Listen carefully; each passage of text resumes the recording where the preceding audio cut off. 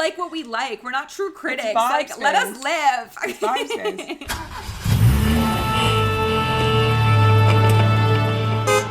Hi, everyone. Welcome back to Off to Broadway, the podcast where we deep dive into anything and everything musical theater. I'm Tara. I'm Stefania.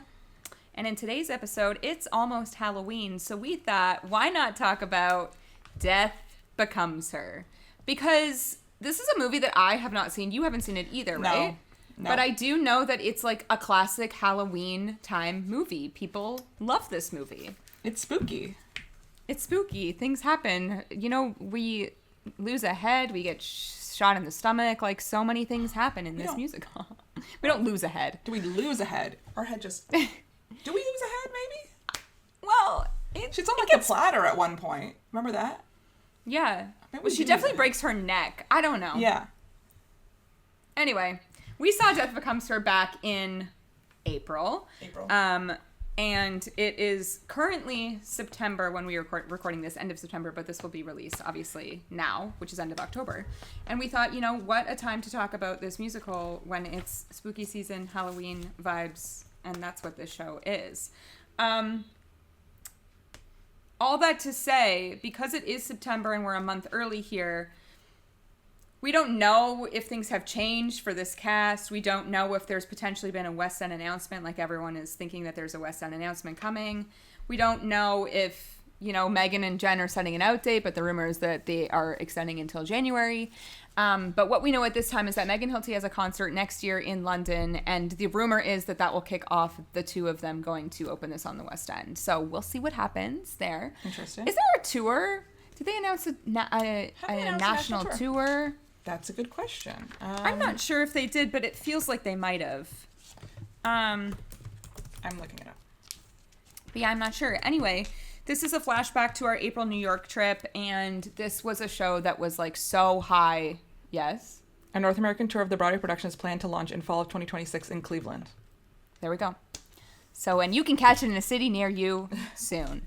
But this was very high on our list. One, because we love both Megan Hilty and Jennifer Smart and Christopher Siebert, to be honest. So true. It's kind of a great trio for us. We're big fans.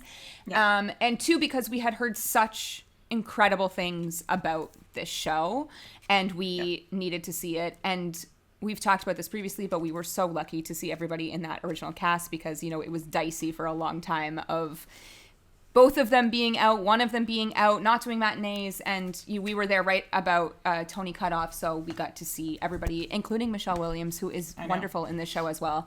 Her attendance, Michelle Williams' attendance, I think, is pretty good, to be fair. Yeah, she rarely misses, and if she misses shows, it's like scheduled vacation from what I've seen online. Perform with Beyonce, wherever she is. Yeah, exactly. We rushed Death Becomes Her the same day that we did... Oh, this was a 3-show day for us, wasn't it? It was a 3-show day. So you were in the Death Becomes Her line. I was in the Oh Mary line. And then you went to the Smash line after that. Yeah, we met at the Smash line. This was actually like a chaotic rush line because, like, I think I've said this before, but the first woman in line had... you know, a chair because, like, she probably got there super early, but she also had, like, a light-up mirror to do her makeup in the rush line. I was like, this is honestly, iconic behavior. We should, like, have, like, a rush, like, go kit with, like, our makeup. Because sometimes we're, like, at home at, like, 6 a.m., like... Yeah. And we should just do it while we're sitting in line for 3 hours.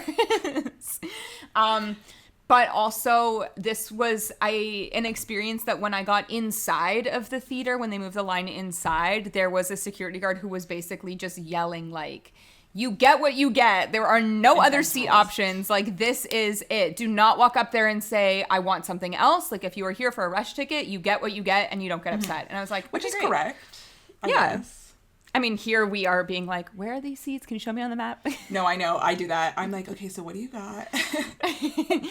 Which, like, sometimes if it's not, like, super busy, and also I do think that, like, you are in your rush right to do that stuff because, like, I don't know, sometimes, like, you're curious. But in this scenario, we were, like, at the back of the orchestra, which ended up being fine. This is at the Luntfontein Theater. We actually, like... did win the lottery, which we did not accept, like 2 days before that. We both won it. What did we go to? That lottery. So we kind of like we got stressed out with our scheduling because we were really worried about maybe Happy Ending. That was our, like, Right. we were stressed about that show. So we're like, okay, we have to go to that on Thursday. We didn't have to go to that on Thursday. We could have, like, moved a bunch of stuff around. But our Sunday show had to be, like, one of two things. Anyway, we were starting to get stressed. So basically, we won the lottery for Thursday. We both won the lottery for Thursday night. And neither of us claimed our tickets. Where we ended up saying wasn't fine. It was fine. I think we ended up, I think I was like staring, I think we were both staring at our phones with the lottery wins for like a while to be like, or like, what do we do? What should we do? What are we doing tomorrow? What's the plan tomorrow? Yeah, basically. So basically the thing about the Lunt-Fontanne Theatre, I'd never been in it before, but what I like about it is that it's actually pretty narrow. So even if you're on the extreme side, your view is not so bad versus somewhere like the Winter Garden or the Belasco, where the house is wide, so the extreme sides are really obstructed. We sat on the extreme side last row, and I didn't find us obstructed at all, maybe a little at the top. There was drama in that theater, do you remember? Yes, I do, but never forget. Never forget.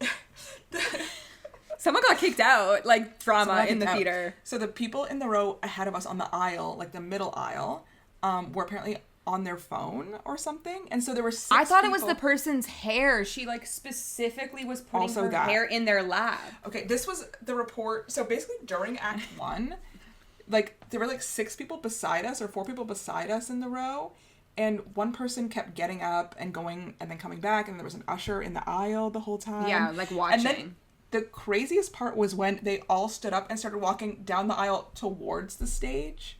Remember that part? Oh, yes, they moved them to like a better section. They ended up getting reseated somewhere else. I think they just split them up because they didn't have 4 together. I think they ended up splitting them up. And then we ultimately also got reseated because they left. They left, so we moved But into we the reseated aisle. ourselves, yeah. We reseated ourselves. But yeah, there was like a man in the row in front of us who was still there. I'm like, hi, excuse me, sir, what just happened? And he was like, I don't know. They were on their phones. She was being annoying. They went to the ushers. But then at one point, I heard her like in the lobby like yelling, like it was a whole thing. Yeah, I forgot about that until this moment. just now. No, I never forgot. It's kind of a crazy thing, and I know not everyone has the same, let's say, reverence for the theater that people who host a theater podcast have, but to sit in the like aisle seat in the middle at a Broadway show on a Saturday night is not a cheap endeavor. No. So it's like, my question is like, what are you doing? Are we doing? What is the purpose of this? Why did you come here, spend your Saturday night here to scroll your phone? And also like distract everybody around you. People. Yeah. Like it's one thing that like if you're going to do that and you don't care about the money that you paid for the seat, but the people around you also paid money for that seat. Like it's just like disrespectful. I mean, here's the thing. I think the etiquette in that show specifically was like a little bit different than other shows we had seen that trip because it calls for people like it's a bit more of a catcalling and screaming and laughing and everything. It's a lot more upbeat. However, like it's so disappointing when someone like pulls out their phone and starts scrolling, like no matter where you are. I've seen it happen here too in Toronto. Yeah, so like for sure. just don't. Just put your phone away for like, it's this show has an intermission. Hours. So like literally you can look at your phone an hour and 30 minutes in. Like it's okay. We'll live. There's no breaking news. Well, there might be breaking news happening, but like you'll live. You'll live. It's fine. Yes. So it's always baffling, but because this happened, we got to move from the outside aisle to the inside aisle, which is great. Good seat. Which was really exciting to me. Yeah. I think I had been in the Lunt-Fontanne before for the Addams Family. Sweeney Todd. But I sat up, so it was very different. Yeah. I was in the like balcony, which actually that balcony is pretty nice because it's like very wide. There's lots of good legroom. It's like a good theater, and I think the stage itself is like a pretty good sized stage. They're deep enough that they can do what they wanted to do, but this was cool because they kind of transformed kind of similar vibes to like Moulin Rouge, but lots of like purple velvet everywhere. The wallpaper, chandeliers, the chandeliers. Yeah. Yes. It's serving Lunt, if you will. Wow, we haven't said that phrase in so long. I know. I think they do sell merch. I don't know if we saw the merch, but someone posted on Reddit being like, I don't understand this. Why are they selling this? And someone's like, the theater is called the Lunt-Fontanne. That's funny. Like, oh. So, yeah, wow, if they had that on a pin, I think you would have purchased that. I think it's funny. The entire I trip, saw it. Steph was just saying serving lunch. I was like, serving lunch. Not to be confused with another word that I would say would get us demonetized, but we don't make money anyway on this. Mark that explicit. No. I think it was like the opening night gift to everyone, like a sweatshirt that said that. So Oh, that's fun. yeah. But it amused me. Anyway, back Should to we the talk show. to Tim, actually? Tim at Broadway Up Close to do a pin. Yeah, let's send him a message. Serving lunch. Hey, Tim. It can be part of his, like, theater set, serving lunch. Yeah. We need to stop saying it because it's going to sound like something else. Cut. But anyway, Death Becomes Her, a movie that both of us have never seen turned into a musical.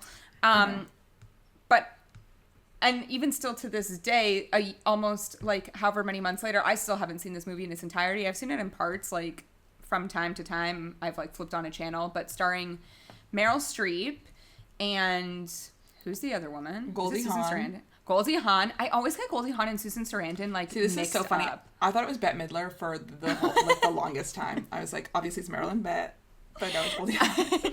And then the Isabella Rossellini is in this Yes, of as course. the Michelle Williams character. And then who's the Ernest? It's Bruce Willis. Bruce Willis? Yeah, okay. Bruce Willis. And Bruce Willis. And I believe, so based on the Wikipedia, which, as you know, our favorite website for all official 100%. information on everything ever, this was 100%. like developed to be a musical adaptation in 2017. So like kind of a long time before it actually hit Broadway. And Kristen Chenoweth was actually supposed to star in this, which is like so interesting. I think we can like maybe talk about this a little bit later, but after we saw the show specifically, we were trying to kind of like star stunt cast with like, you know, the best of the Broadway leading ladies who could replace Megan and replace? How do you replace Megan and this Jennifer eventually.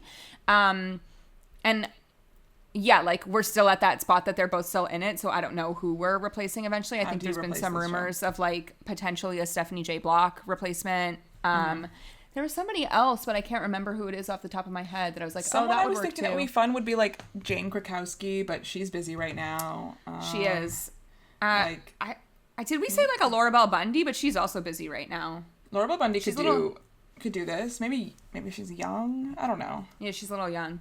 But I don't know, because like Megan Hilty is probably not that much. I actually have no idea. I don't know the ages of these women. I don't know. Yeah. Yeah, we need to like search our former Alphabas and Glindas to Because it's a big sing. Yeah, both these parts are big sings for sure. Yeah.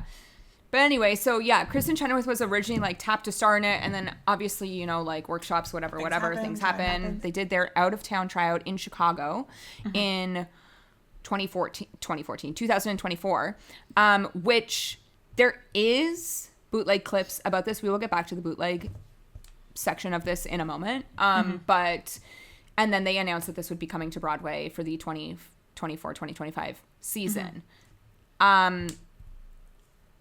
It ended up being an incredibly competitive season this year, but I think you and I both discussed that if this had come out the year before, it probably would have won everything, which is like kind of disappointing.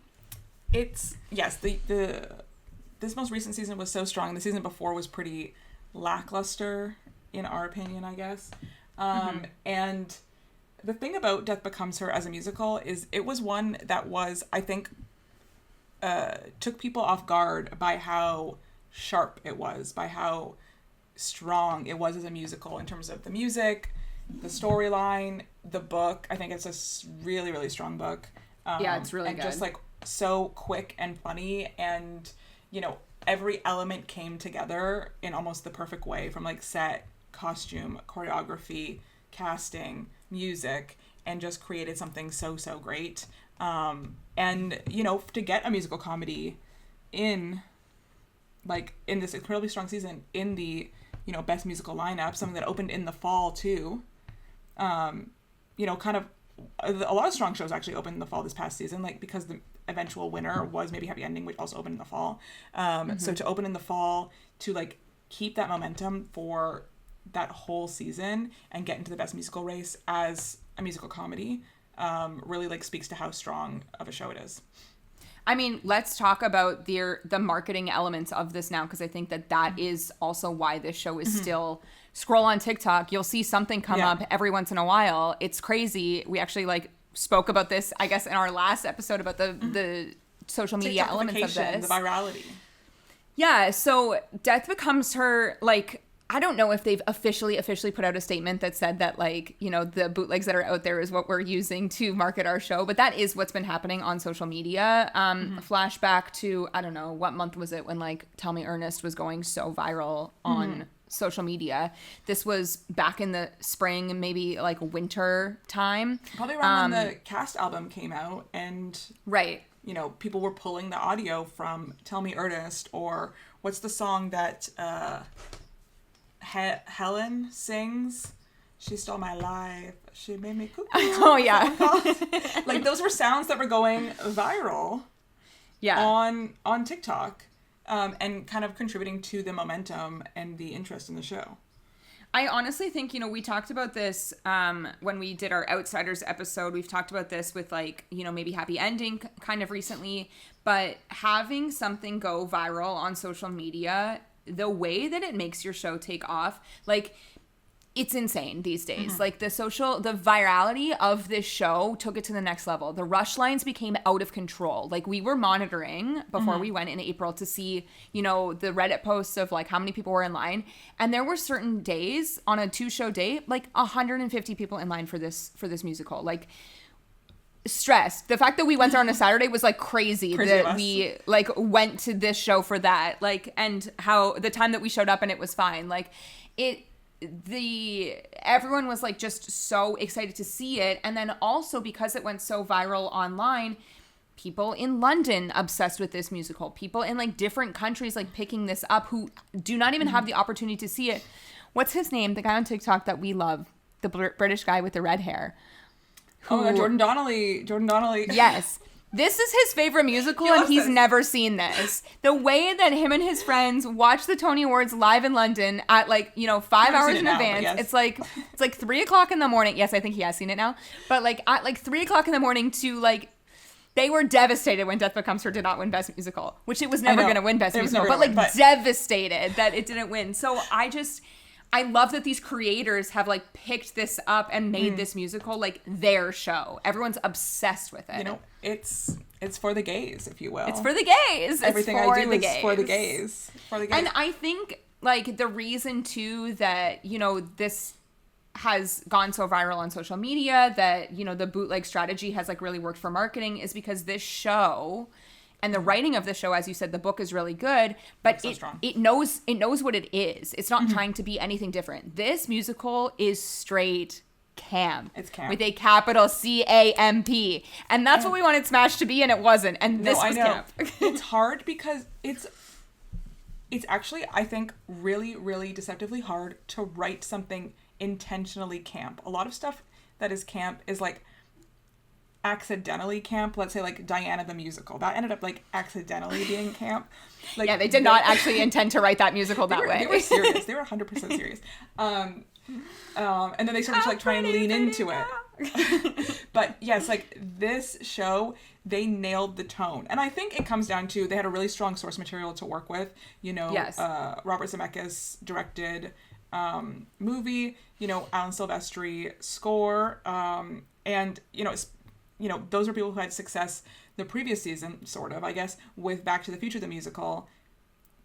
They were the director and composer of that original movie as well. And so it makes sense to adapt another of their films with which has such a strong visual identity, a strong storyline, a strong point of view. And I think the adaptation just is so clever. Even what it sounds like they've changed, what they kept. The characterization, the jokes, it's just so sharp. It's so pinpoint, it's walking a tightrope, and it is perfectly on that tightrope the whole time. The other thing too is that when you have this good material and then you put in, I'll say the trio here of Jen Samard, Megan Hilty, Chris Sieber, that's gold. Playing that comedy off of each other. It's so good. Megan Hilty in the wedding scene is improvising every single night. I know. The specific line. That's another thing speaking of like going viral, to have something be unique in the show every night, it's not like this wasn't created, let's say, I'm going to speak to like Taylor Swift doing a different surprise song every night. And it had people being like, what is she going to do tonight? And it's the same kind of strategy. You know, Megan Hilty saying a different sponsor in the wedding scene every night. Nothing beats a Jet 2 holiday. Nothing beats a Jet 2 holiday. Like, and it makes people lean in and be like, what did she say tonight? What did she do tonight? So it has people paying attention to your show every single night or being like, what's happening? And you want to hear from the people who are in the house that night. And it just keeps that engagement going and going and going. Yeah, it's like... I mean, all three of these people have worked so much, I think, in theater over the years. And to get to see the three of them play to their strengths, like, there are moments I'm like, these women are putting on a masterclass tonight. And they do this every night, eight times a week. And that's why I say that if this was in a different season, like, Nicole was winning. We knew this. It was the Nicole-Audra fight to the death for this season. But in any other season... For them to get both into the Best Actress race... Crazy, one. And two, like, so deserved. Like, the performances that they were both giving, like, we should study this for future productions because, like, I've never seen, I mean, I have seen, but, like, just watching two people at the highest caliber of their, like, work is really exciting. Like, Jen Simard is like one of our best Broadway actresses of all time. She does not get enough credit. She never gets enough credit. Before we went to see this, I was telling my mom what we were going to see, and I said, Mom, you know who's in this? Your favorite character from Company. Because when we saw Company on Broadway, me and my mom, and that kind of first vignette, which is Jennifer Simard, Christopher Sieber, like doing karate. Yes. I don't know what they're doing. Aerobics. Something. They're like the workout sets. Like so memorable of a scene. It was my mom's like favorite part of the whole show. We were talking about Company the other day. She's like, I would be her. I was like Jen Simard. And I was like, it's them again, like reunited in the same musical because they were the like comedy they were giving just in that vignette then kind of expanded into this whole musical and that chemistry and that, you know, antagonistic relationship. Like, so exciting to get to see them reunited. And then Megan, who I don't know if she has had a chance to be funny, but is so funny in this. This is the best she's ever done. I mean, like, yeah, I'm sure that she's played like comedic roles before, but she's really, I think what's interesting about this show too is that, like, yes, there's a lot of improv, but there is also a lot of scripted jokes. But it's the physical comedy that all of these actors are giving that I think really puts this over the edge. Like, I don't think I've laughed harder in a theater than maybe I did in this musical. It is also so raunchy. Like, we were not, I knew it was raunchy, but I didn't think that it was going to be like that raunchy, which is like, even it adds to like the comedy element so much more that you're like, I can't believe like that shocked. You're like, they're saying this on a Broadway stage. When Jen Simard is playing the drums on her boobs, like, that's physical comedy. And the audience is losing their mind. Like, it's very exciting to be in a theater when the crowd is like primed for this material, because I'm sure there was a lot of like movie fans in there as well. And also when it speaks to, you know, the gay man who is a Broadway lover, and they're really paying the premium prices and sitting in the first 10 rows of that theater. everything I do is for the gays. It's for the gays.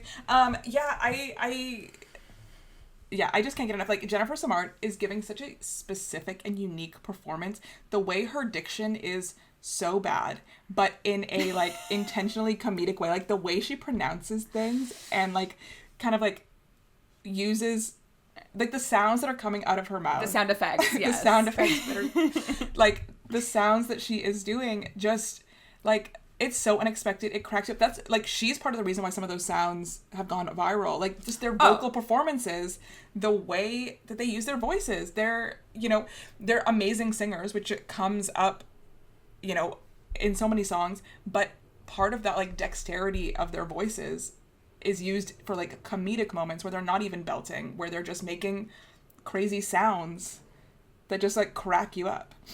Yeah. No, it's very, like... I mean, we didn't even say this off the top, but all this to say, like, we loved this show. Yeah. Like, this was such a I don't even want to say pleasant surprise because I expected it to be No. good. I don't think I expected it to be like this good. And I don't know why, because again, like everything we're saying, it's based on like great source material. The cast is so strong. You know, we've got like insane, incredible costumes from Paul Tazwell. Like the set is gorgeous. Like I had pulled up because I had like I wrote like notes in my phone on these shows way back because I was like, oh my God, we're going to eventually talk about this. And then here we are. But I had that it was like a really impressive combo of screen versus practical set. Yes. Which, you know, as a screen hater, a practical set lover, I'm always like, ugh, did we need a screen for this? But I thought that they really like used that well. I'm thinking of, you know, again, the wedding scene when she's like flying in or like on a parachute. Which one is it that's like thrown across? Yes, like I think window. it's Jensimard. Yeah. I think one of the things that I find so clever about this show is the kind of like surreality that it creates, like the combination of practical and, you know, outrageous things that are happening. So and things that are created, like the mixing of like real and unreal. Even with like the use of body doubles, the use of screen, like everything is kind of like off kilter in a way. And I think the use of screen like really adds to that because it's not 100% screen. It just enhances and kind of enhances the practical world that has been created, and adds to the, you know, visual effects almost. Like this is a movie that was cutting edge for its visual effects. I think it won an Oscar for visual effects, but like let me confirm that.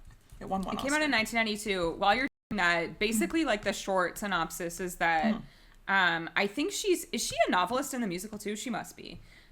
Helen, yes. So like it won the Oscars in 1993 for best visual effects. So like it was a trailblazer in that sort of way.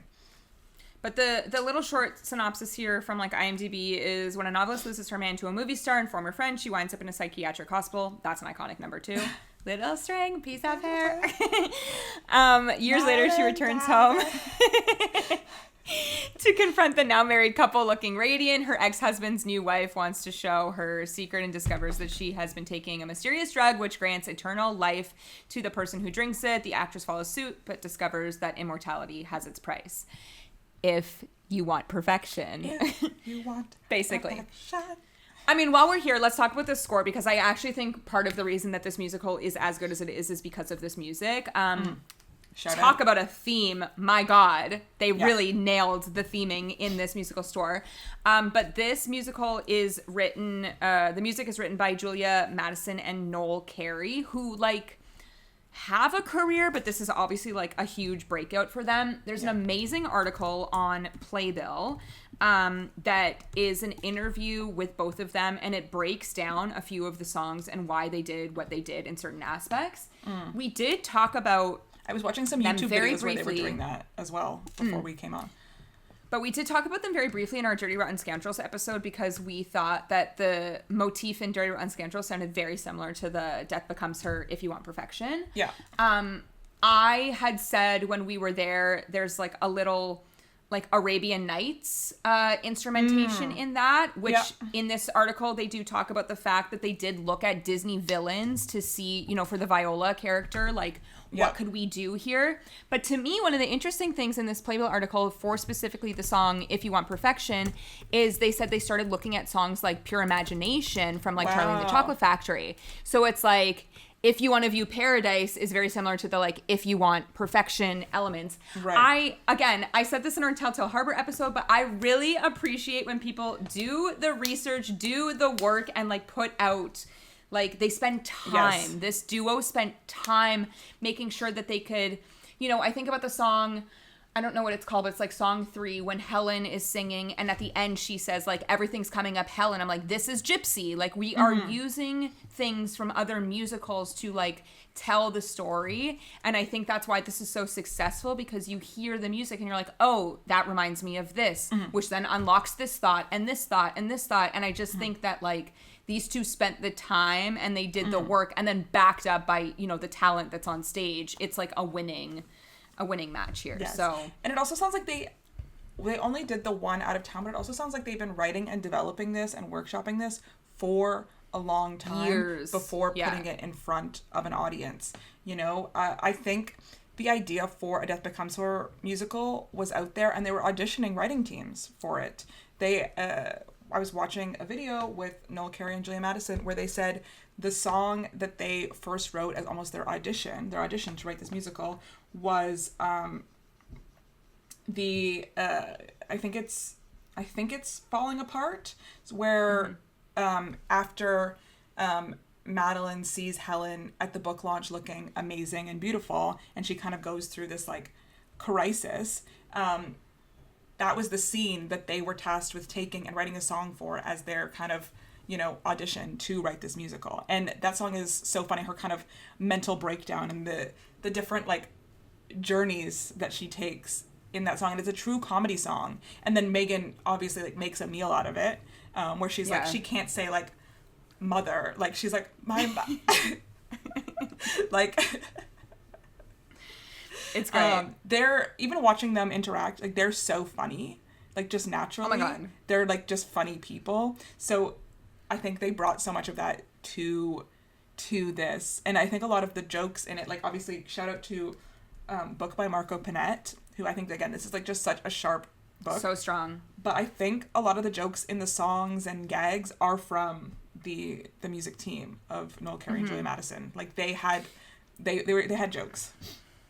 It also, like, it's crazy because, you know, to write a musical comedy score, you obviously, as you're saying, like, have to hit the right notes. But then we get to, like, the 11 o'clock number, Alive Forever, and I'm like, this is a masterclass vocal performance from these two women, and we are singing at the top of our range, and it's so beautiful. Can I actually give you some insight into Alive Forever that I learned earlier today while as I was researching for this episode? Yeah. Alive Forever was originally where For the Gays was. So they didn't have For the Gays. And it was just Madeline singing Alive Forever. And it was her doing the In Memoriam at the Oscars, singing Alive Forever. And and she was getting mad, like, that she was being upstaged by these dead people. So she was being, like, you know, making jokes or kind of trying to, like, sing about, you know, what was happening on the screen behind her. And Christopher Catelli came in, and it was in that spot for a long time. Christopher Catelli came in, he's like, we need a big production number up at the top here. But I still love this song. What if this is kind of our, like, motif of through, like, the show? Like, you know, you're my person. I love you. You're my person. Like, adding that part from earlier in the show into there and making it this duet between Madeline and Helen. So, like, that decision by Christopher Catelli in what is his like Broadway directorial debut. He's been a choreographer before, like famous like Newsies and other things, but this is his directorial debut on Broadway, to have the vision, okay, like let's move this here, and you create the song For the Gays, which is another one that has kind of, you know, hit the mainstream, if you will, and then have that kind of crazy moment at the end of Alive Forever. For anybody listening that doesn't know, it's gays as in G-A-Z-E, but a double entendre, yes. Obviously. But in Alive Forever is when, like, you know, they realize that they can't live forever, and their, like, skin starts to peel. I mean, from where we were sitting, we couldn't quite see exactly what was going on. Some of the things I was like, I don't know if I'm getting the full visual gag right now, but Yes. I know that, like, the makeup is crazy. There's, like, eyebrows, like, really high up. Like, the face has a lot of, like, crazy blush on it because they're trying to, like, look like they're young again, but they're not. Yeah. But it's an insane song. Like, vocally, it is, and it's at the like, end. Such a crazy song. Like, they have to go through the whole show. The whole show's like a warm-up for Alive Forever. Yeah. But I just think it's, like, so interesting to, I don't know, we talk about this all the time, and we literally just talked about this, but, like, to spend the time that you spend, and, like, again, to do the work, to do the out of town, to do the workshops, to have the research, to come in and say, hey, this should actually be there, like, instead of just putting it on and hoping for the best because you're like, oh, this is a movie title that everybody knows, people will buy tickets. It's like, no, yes, that is true, but we're also going to give you an incredible show. Yeah. It's just, like, super exciting. Another song that I think is where the like Arabian Nights villain era aspect came into me was like Siempre Viva, which obviously Viola sings. Michelle Williams, I think, is having like the time of her life in this production. Yes. And so happy for her because I know her previous Broadway endeavor was like not a great one. She did not have a good time doing Once on This Island. So to come back and to get to play a character like this in some of the most stunning costumes I think live on a Broadway Shout stage. out to Paul has all like these collars. These Amazing. With like the rhinestones and like it looks like she's wearing like a crystal around her head. Like it's so beautiful. I think she's having like the time of her life. Also like the ensemble, their outfits, especially amazing. I don't even know like what to call those outfits, but they're not wearing much is all I'll say. Like they are wearing a lot, unitards. but it doesn't look like they're wearing much. And it's in the like Viola scenes when we're kind of like in the layer. Yeah, it's just like it's really beautiful. And then the set like makes it also look so beautiful. Lots of like deep purples, again, like the chandeliers, like rich the jewel velvet. tones. Yeah, beautiful stuff.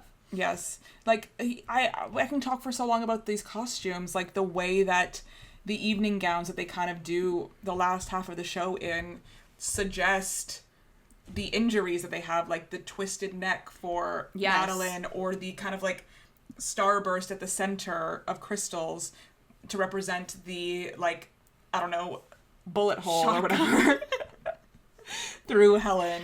Like the way that they represented those injuries in like beautiful couture gowns is stunning. And they spend a lot of the show in those gowns. Like the last half of the show, they're kind of just wandering in those gowns. But it also transferred outside of the show. Like during award season, anytime you would see like Megan and Jen on a red carpet, they would be wearing like Megan would be wearing a dress that had like a really interesting neckline, and like Jen would be wearing like something that kind of like twisted up near her stomach area. So they were like really playing into these characters outside of the show as well, which you know adds to the lore, adds to the camp. Theme dressing. Yes. Yeah, it's exciting stuff. Do you want to talk about your favorite elements of the show? AKA the body doubles? Yes, I like briefly touched upon it, but I think what is so there's the famous moment, of course, where Helen pushes Madeline down the stairs. And I know they struggled with, okay, how do we represent this on stage? And the answer is a body double. So the ensemble member Warren Yang, Aaron Tveit's brother-in-law, like who uses every piece of dance and gymnastic ability that he has to fall down the stairs as a body double for Madeline. And just every pose that Madeline hits, even that final pose with like the one leg up, is just so funny. I think this video is broken down on YouTube. Yes, there is. They have done, I think it's like maybe New York Times, as part of their Tony campaign, showing, okay, I'll put it in the description. Please. But what is so clever about it is that is not the first time we've seen a body double. Like, they're playing with our perception of reality, and, and they're not trying to hide the use of body double. We know that there are body doubles in, like, kind of these, like, janky-ish wigs. Like, we know it's not them, where they're doing a fight scene, and it's, members of the ensemble dressed as Madeline and Helen, or in For the Gays, Madeline goes off to do a costume change, and one of the ensembles like dressed as Liza Minnelli, kind of like doing like the kicks. Madeline. And so they kind of have like trained you as an audience member to kind of expect this like play on reality by using the body doubles, so that when the fall happens, it's not like jarring. And it just like you as an audience member are trained in how to interpret and watch the show, and like how to follow along with these characters. And I think by using the body doubles also, it adds to the like visual effects of the show. It's like it's not meant to be taken so seriously. They aren't trying to hide it so much. They're just I don't know where I'm going, but like they're not trying to hide the use of body doubles so much. Even from the back of the orchestra, like you can tell, and they're doing it like you're seeing the strings that they're like using to tell the story in order to kind of create this like version of reality. And I think it's like so fun to kind of see. It's like, I don't know, looking through like a funhouse mirror almost, this show. Just everything is just like left of center, or like just a little bit off in a way that creates this like really cool energy and tone. I think that kind of goes back to of what I was saying of like they knew from the jump like what the tone of this musical was going to be, what they wanted to create. They weren't taking themselves too seriously. If they were taking themselves too seriously, we wouldn't have buddy doubles. We wouldn't like have the like audience know that this is not Megan Hilty falling down the stairs. Yeah. It's intentional. So I think like from the very beginning of these workshops and script writing sessions and whatever it might be, they had this like intention of, no, we'll show the audience a little bit of the like messy behind the scenes of it because that adds to the camp of this campy movie at the end of the day. So yeah. If we had to critique the show, I think like the first act is so strong because it's the setup. You know, we're getting introduced to this world, to these characters. You're meeting Viola. Yeah. And it kind of ends on that like fight sequence almost, does it? No, that's not true. Doesn't it? It's an act 2. Isn't that an act 2? No, that has to be an act 1. Wow, this is so bad of us. That is so bad. I think it's been a long time since we saw it. What's the song? The Confrontation. No, it has to be The Confrontation. Because then it opens with, don't say I did it. But what's Hit Me? Isn't this when they're like fighting over him, but they're already dead. They're already have the injuries. Okay, that's fine. Where was I with this? Yeah. Critiques. So Act 1 is absolutely so strong because it's just like set up. This is how we're getting to where we are. And then Act 2, I think, meanders a little more. Act 2 is where we have the, you know, Christopher Sieber Ernest song, The Plan, which like... It goes on for so long. It goes on for Love so you long. so much, Chris Sieber, but let's cut that.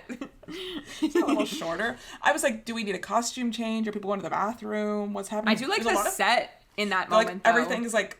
That to me gives a little bit of Back to the Future when you're in like the workshop. Jocks. Yeah, exactly. But yes, it's long. And I listened to Christopher Sieber on the Drama Podcast recently, and I think it was almost cut. But he really like fought for it to be in there. I just do think like the momentum a little bit. I understand you need him when he needs to sing. Yeah. And you also need to be like, okay, what is he doing here? What's his plan? What's he about to do? But I do think Act 2 meanders a little bit more. It kind of ends like sorry, not to interrupt times. you, but they do try to like get him to also take the serum. Right, because they need him forever to fix their bodies. To keep fixing their body. He's a plastic surgeon. Yes. But then which he, at the end of the day, he's really just gluing. He falls off like a tower, but then turns out he lived. Like, and he gets married, right? Because it ends with him like with another like older woman, like his wife who he loves. Like, these two. I mean, there's so many comedy moments when they come to they're at the graveyard to look at their own graves, and they're in the like funeral outfits, the veils, all of that, and they see Ernest and his wife there, and they've lived a long, beautiful life, had children, have grandchildren, all of this. And they're still like stuck in the same way. Like, is there a moral to this musical? I don't know. And not everything needs to have a moral, but is it like, living forever is bad? Like, well, yeah, both of these characters are just so vain and obsessed with self-centered themselves that all they want to do is they're also like in competition with each other their entire lives. Like, Madeline is the movie star. Helen never had that. The one thing that she has is Ernest, but then she loses Ernest to Madeline, and then so on and so forth. Then she becomes hot, and then Madeline wants to be hotter. So it's like a whole fight thing. So I actually don't think that there is a moral. I think the one thing I would say is like, if you spend so long, friendship, I love you, you're my person. But like if you spend so long, or if you spend so much time and energy like focusing on, your appearance or on what other people think of you, then you will lose out on, everything. Like living life. I don't know if it's like I don't know if it has to have like a moral or anything, but I think with that scene where they see Ernest again, they are trying to get a point across with that in some way. But then they just like laugh. I know. Like they haven't learned anything. Like Madeline and Helen haven't learned anything. They're good the way they are. But you as an audience, what are you supposed to take away? And I actually do think that's interesting. I think that scene is an alternate ending from the movie. That scene is not in the movie, but they had like filmed something like that, and the musical took that alternate ending to kind of like wrap it up in like a little more of a bow almost. Right. But yeah, it's But back to what you were saying of like the 3 separate endings. Like I really thought it was going to end after Alive Forever. Like I thought that was it. We're going to have this big musical moment and then fade to black. And then we're at the graveyard. I'm no. like, please. Because that is like kind of the climax, the 11 o'clock, if you will. Alive Forever. They realized, you know, what they have and what their lives are. But then it's like, okay, we got to go to the graveyard. Well, yeah, first, Christopher Siebert, Ernest falls off the tower. Okay. It's over. Now we sing Alive Forever. Okay. Ending. Oh, 50 years later, we're at the graveyard. Oh, okay. Please. And then we end on the end. So don't say I didn't. What a song. Just like, boom. Yeah. No, yeah, like the ending really like, okay, guys, let's wrap this up. Let's shorten this a little bit. But it's okay. We're luxuriating in the vocal performances. That is, I think, yeah, my note back in April, the final thing I said was Titan Act 2. So that really... Yeah. Yeah, Act 1 is just like so sharp. It's so strong. Just so sharp. It's like maybe one of the strongest Act 1s we've seen in a very long time. It's crazy, because Act 1s are like good. We like start the ride and we just zoom until the end, and then it's intermission. You're like, oh my god, I just sat here for an hour and 15 minutes. It didn't even feel like it, and I absorbed so much content, and the music is so good, and the acting is so amazing, and it's like, well, what's left? And then, you know, we have this entirety of Act 2. Is it Act 1 or Act 2 where they're in like the morgue, and then I don't know, but that's funny too. And then like Viola opens out, comes out the morgue like, don't say I didn't. Yeah. I mean, while we're here, do you have a favorite song? We've mentioned many songs, but do you have a favorite? Do I have a favorite song? So tell me, Ernest. The way that she speaks to, the enunciation from both of them is like, or I would say the lack, as you said, of enunciation from Jen Samard, but like the way that Megan sings is so intentional and specific. Speaking, just like they know how to use their voices so well. Watching a video of like Noel Carey and Julia Madison said when they had their cast, they were just watching YouTube videos of Jennifer Samard and Megan Hilty online to like, so smart. Okay, what can they do with their voices? Like, what little pieces can we put in? And they said they would just watch Megan sing I Just Keep Moving the Line. And just wow. Like, what can we do? And I'm like, you know what? Same. That's relatable. I mean, you've said this before, but like, you know, we saw Smash in the afternoon, but then when we sat in this audience, you were like, wow, welcome back, Ivy. Welcome back, Ivy Lynn. Yeah, especially during For the Gays. Like, that is true Ivy Lynn. My favorite song is probably like Don't Say I Didn't Warn You. I just like, that's the earworm for me. Don't say I didn't. And have you seen who's the understudy for Viola? Like Simone. Oh, she's so good. She's amazing. She's so good. Didn't she? I think she's done like the Broadway and Bryant Park and a few others. There's like videos of her online. Yeah, she's so amazing. So I love Michelle, but also seeing her is just fantastic. She's usually like plays like nurse too. So I'm trying to see what other shows she's been in, but Lempicka, Once on This Island. Tour, Into the Woods. Oh wow, is she like the witch? Beautiful, Carole King musical. Yeah, she just has a crazy voice. So shout out her on top of Michelle. Yeah. But yeah, it's just, that's the earworm for me. If I'm thinking of it, I'm like, don't say I didn't. It's so good. I know. What about you? I feel the same. I feel the same way with like Siempre Viva, but I actually like coming back and listening to the cast recording as a whole. The one that I listened to the most is That Was Then, This Is Now, which is literally song 3. You're my Helen, I love you. You're my person. And then I love the end of the like everything's coming up Helen, and then you know everything falls apart. Yeah. Although I will say, like on stage, like the biggest best numbers. But like For the Gays is crazy on stage. Tell Me Ernest is crazy on stage. Like because when she swore on the Today Show accidentally. Because even like something like Tell Me Ernest, that is such an amazing combination of performance, but like costume design, set design with like Megan's leopard thing, blending in with the couch. Like, so good. You know, everything coming together to create this amazing piece. That is so true. Like I think these days, you know, like the visual gags. Yeah, like everything was so intentional in this, and everything like complements everything so perfectly. You could see like the collaboration.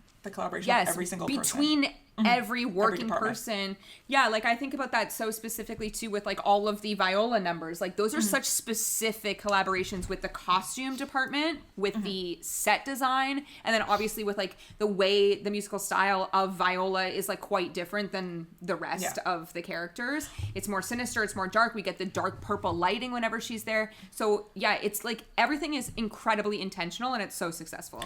Obviously, like every musical is a collaboration between all these departments, but sometimes you don't see it. No, sometimes it's just like so obvious that these teams all like work together and created something so cool. And like a lot of this show just felt like, oh, every department is working on all cylinders here. No, it is true. Like obviously it is a collaboration, but sometimes you watch something, you're like, wow, was lighting paying attention to what script was doing? Because I don't think they were paying attention. Yeah. Whereas this, it's like our costumes are not matching what our set is like. The vibe just, like, stylistically is not working. Yeah. But where everything in was this. Just, like, hit after hit after hit after hit. But yeah, like those numbers are, all of the viola numbers I think are like so incredibly exciting to watch on stage because she's amazing and the look of it and everything, but the ensemble is like going off in the background. Like the staircases that come in for certain scenes, the like incredible dancing that's happening. I also think the wedding scene is really good. Like I could literally name so many things, but the one that I like go back and listen to the most like randomly is That Was Then, This Is Now. And then, you know, sometimes I also find myself like in the psych ward scenes with Jen Samard. Like it's just really good stuff. Yeah. Bicep string, hair, so many things. And then I guess like again we've talked about it a million times here, but like Alive Forever is an incredible 11 o'clock number. Like speaking on like, you know, mold again, the template of a musical, that is picture perfect template of an 11 o'clock number sung by your two stars, and what a great song. Like honestly, like what a debut for these two in their score, because their Broadway debut. It's crazy. So strong. I wonder what they're working on now. I want to know. I know. Anything else? No, girl. We've been very complimentary here. I'm having a time like what to score here, what to say. It's so hard. I know. The only thing that like I guess that we didn't say, I did kind of say it at the beginning of that like this kind of was like award season flop for lack of a better word. But it was just like such a hard. I don't think so. Let's see, Tony Awards. It won costumes. Paul Taswell won costumes. What a year for him. Wicked. Big year. Oscar and Tony in the same year.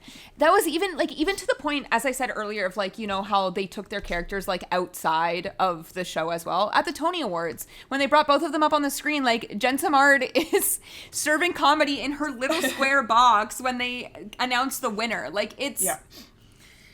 What a woman. Like, she's such an amazing actress, and she never gets enough credit. Like, no, I really do think that so many people thought that this would be, like, her breakout year, but it was just too crowded. It was too busy. It was a crowded year, crazy year, but no, it's... You know what? Even if they showed up this year, I think things could have been so different, because this year is so really not taking thin on new yet. Musicals. Yeah. It's not taking shape yet.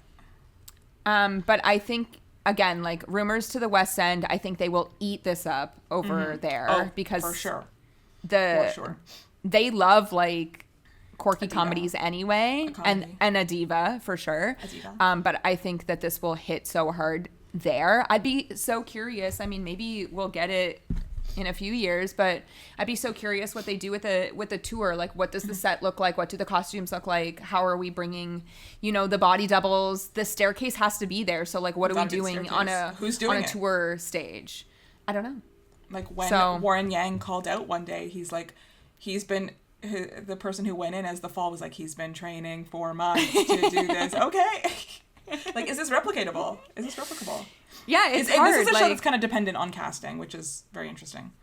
Yeah, so I'm excited to see, you know, eventually when Megan and Jen do leave, like what happens, because I actually don't know currently when this is selling until, but I don't think it's going anywhere anytime soon, because they're doing incredibly well every week. So yeah, it will be so interesting when we do, again, like when this episode is released is kind of when we're at the 1 year mark, when people's contracts start to end. So I'm so curious to see where we go from here and the life of this musical, because I do think that it does have the opportunity to become like a Moulin Rouge that's been long running, and Anne Juliet that's been long running, you know, like those kind of shows that people are just excited to return to.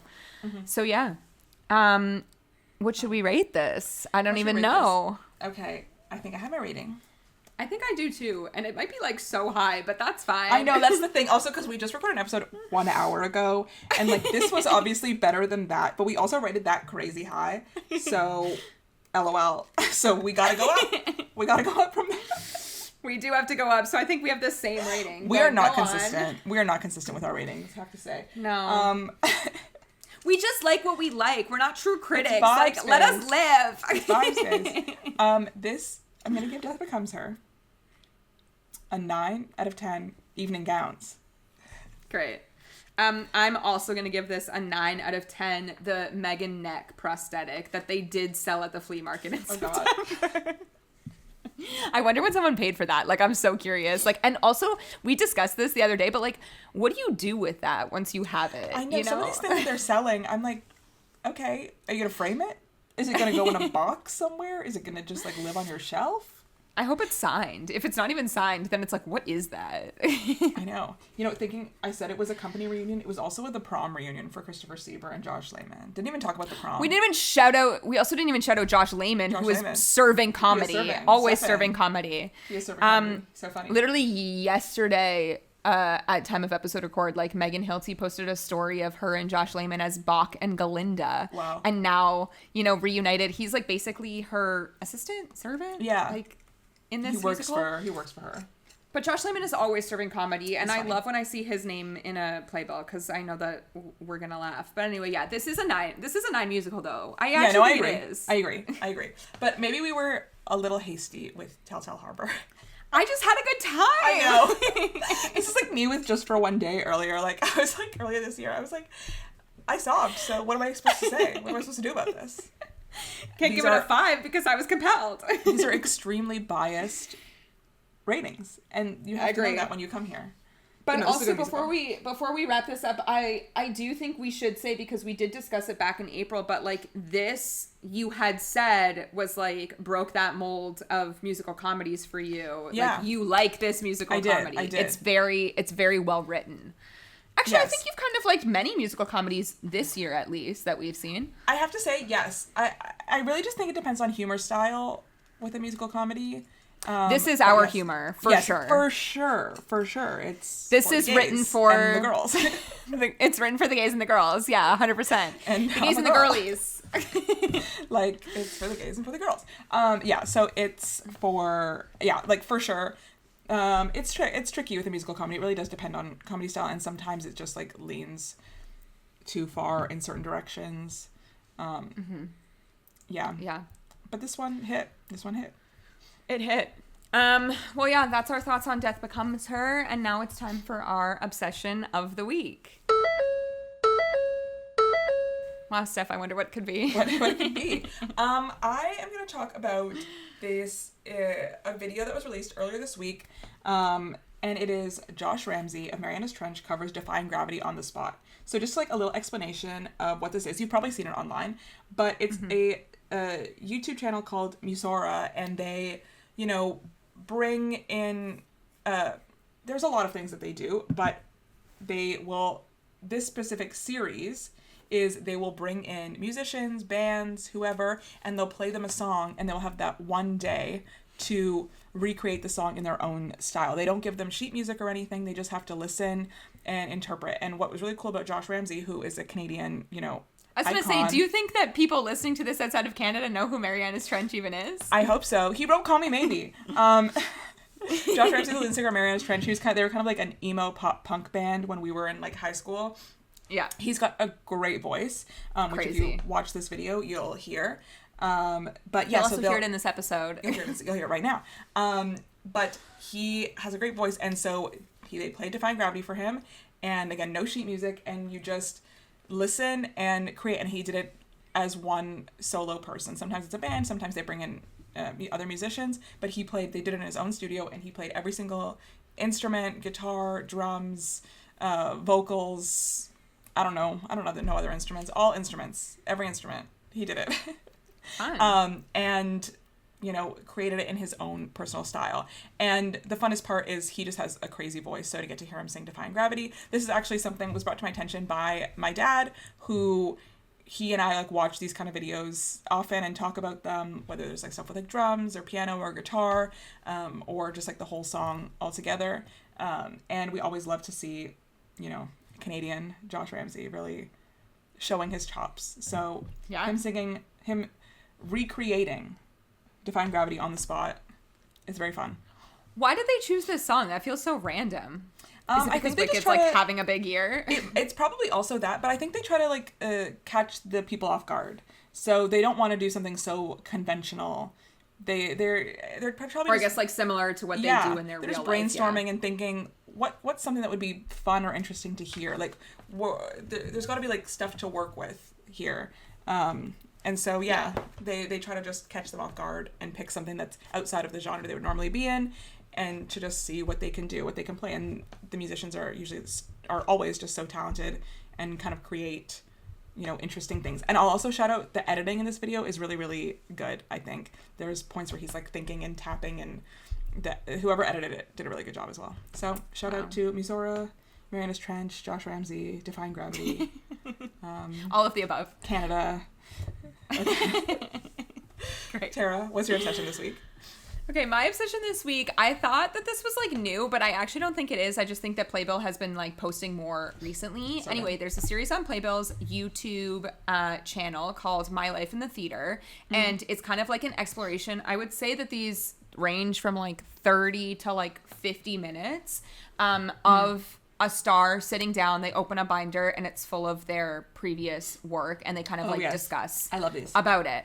They're so good. So obviously, the gateway is always Jonathan Groff, so that's the one that I was obsessed with. I think you watched. I think I probably sent it to you, honestly, to be honest. I've watched it. And I cried. I'm sure you did too, listening to it. But I think it's such an interesting thing for Playbill to put out. Like other ones that I've watched are Audra McDonald, Audra McDonald's was so good recently. Like an hour long of her just talking about her career. Good. That's what I mean. Like, I feel like it's so rare these days that we get... Actually, maybe it's more common these days that we're getting, like, long-form interviews from celebrities because everyone has a podcast. Everybody's on a podcast. And everyone's on a podcast, which I appreciate because I love, like, the deep dives. Anyway, to bring up the one that I would recommend is, you know, The Gateway, Jonathan Groff, because he, one, has such an incredible memory of all of his experiences with all of these shows.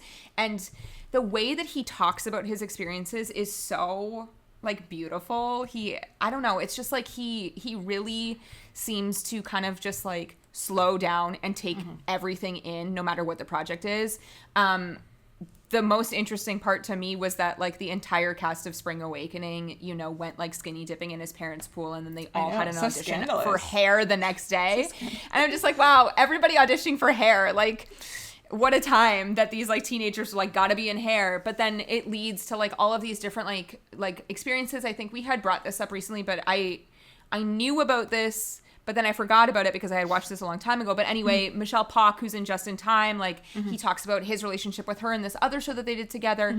It's just, like, a really intentional, interesting series. And I would love to see so many people sit down and go through their, you know, Playbill book of work, because everyone has, like, such interesting stories, such great memories. And just, like, you know, you kind of see why these actors, like, do what they do, which is ultimately, like, what I'm always looking for in an interview is just the behind the scenes thought process of why they love what I love. So and I like that they tell, like, little anecdotes. So stuff that you might not have heard before. They're just like, oh, I did this at this time, or this is a silly thing that happened. Here's the thing. I had heard the skinny dipping story before in a Susan Blackwell video, but I did Susan not Blackwell, know that then they all auditioned for you. hair. Susan Blackwell, side by side with Susan Blackwell. Where are you? Miss you. Miss you. That was great content with people. But yeah, it's good because it's like, it's not 5 minutes. Like Audra's episode is almost an hour. So I think Jonathan's episode is like 45 minutes. So like it's really good. They like take their time and go through, and it's also interesting, I think, sometimes to hear it from, like, the mouth of the person that was in it, to be like, you know what, this was a flop, but I had a great time, because you don't always, like, hear that side of it. It's just with, like, distance. So people still look back because it's every usually Broadway or off Broadway credit, so it's like, you know, their first thing ever, or years and years ago. Yeah. Or something that like they thought was going to make it but never did. They did it off Broadway. They were going through the motions. You know, like Jonathan Groff also talks about this. I think this clip went viral out of this interview of like he was supposed to be Finn in Glee. Like that's what they wanted him to audition with Leah. And he was like, I don't just want to be known as this like actor who sings, which ultimately I guess he still is known as this actor who sings, but more than that. Yeah. Yes, he has had the opportunity to do other things, or you know, the one in Audra McDonald's that got to me, I think when she was doing like 110 in the Shade, is that when her dad died, but then also she met her now husband, so it's like an ending and a beginning at the same time, and I was like, wow, this is so emotional talking about, you know, what that show brought her. Wow, Will Swenson. Shout out. Thinking about Will Swenson, thinking about her daughter, you know. Yeah, exactly. So they're just like really interesting videos. So my obsession this week is Playbill's, I guess, entire series, My Life in the Theater, but specifically the Jonathan Groff episode. And yeah, that is our obsessions. That is our thoughts on Death Becomes Her. That's it. So if you want to listen to any of our other episodes, you can do that by subscribing to our podcast wherever you listen to podcasts. You can also watch us on YouTube. Don't forget to leave us a comment and subscribe. And you can follow us on Instagram at Off2BOA Podcast with the number 2, and on TikTok at Off2Broadway. And we'll see you guys next time. Bye.